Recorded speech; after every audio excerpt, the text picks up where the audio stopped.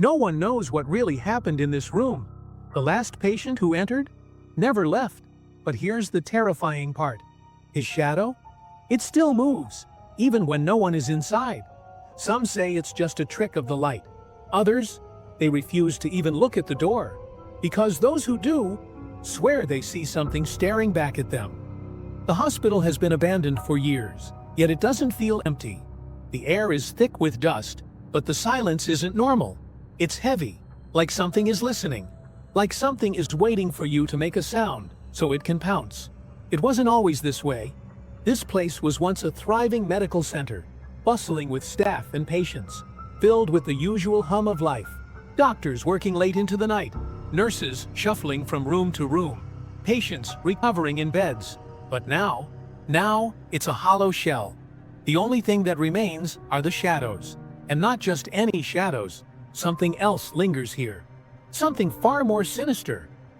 Inside the patient's room, everything remains untouched.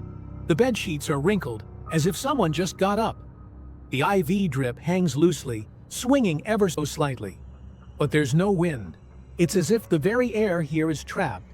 Time stands still in this place. But the feeling? That sense of dread? That's all too real. Then, on the wall, the shadow. It's stretched unnaturally, twisted in a way that doesn't match anything in the room. It shouldn't be there, but it is. And for a second, it almost looks like it's moving. Slowly, deliberately, like it's studying you, waiting, watching. The investigator stands in the doorway, staring at the shadow. It moves, just a little, but enough to make his heart race. His breathing hitches in his chest. He knows what he's seen, but he can't explain it. The rest of the room is still, completely unchanged. It doesn't make sense. Shadows shouldn't move like this.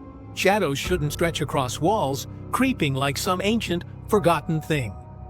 He steps back, pulling out his phone to check the security footage. The bed is empty. There's no one there. Yet, in the corner of the room, the shadow shifts again, stretching further than it should, farther than it ever could. He watches, frozen. The camera captures nothing, just an empty room. But then, from somewhere deep in the silence, a faint whisper echoes through the footage. "You're not supposed to be here." The investigator looks around, his pulse quickening. The room is empty. There's no one else in sight. But the voice, it felt real. It felt close, like it came from right behind him. His breath comes out in shallow gasps. Every muscle in his body tenses, like he's suddenly become prey, like something is stalking him. He turns quickly, snapping his phone shut. The door is still locked, but the air is thick, charged. He feels something press against him from all sides. The walls close in, and the floor feels uneven beneath his feet. He's being watched. A quick, instinctive movement. He locks the door behind him.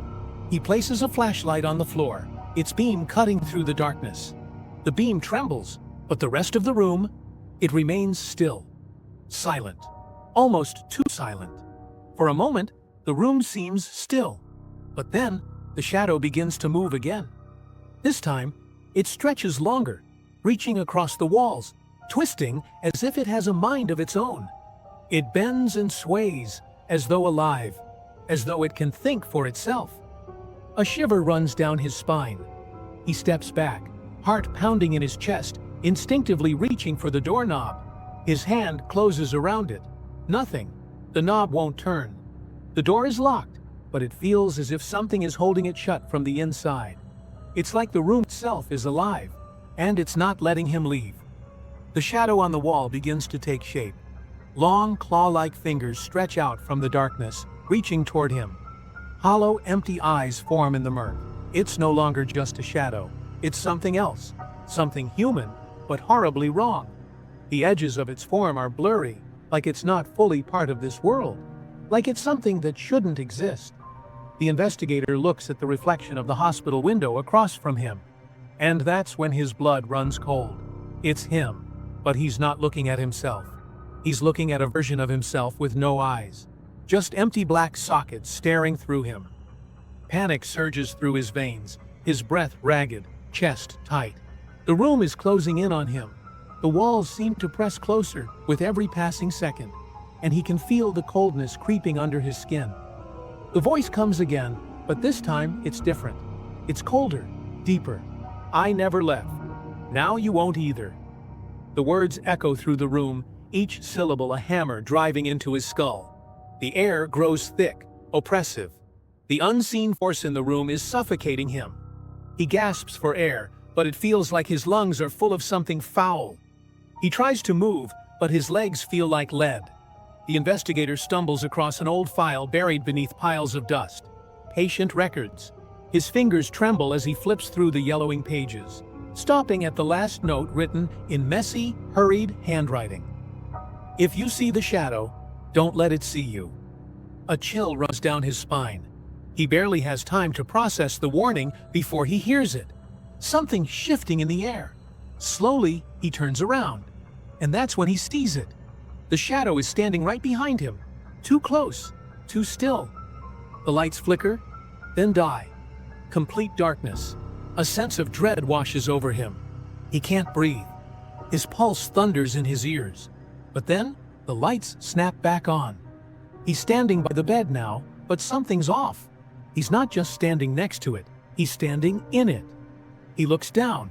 The bed sheets are still wrinkled, as if someone had just climbed out of bed. Yet no one is there. But he can feel something watching. He stumbles backward, his eyes wide with disbelief, but the air around him thickens, making it harder to breathe. His own reflection in the cracked hospital mirror shows a man he doesn't recognize. He's wearing the hospital gown, his face pale, eyes wide with fear. But the real horror sets in when he checks the security footage.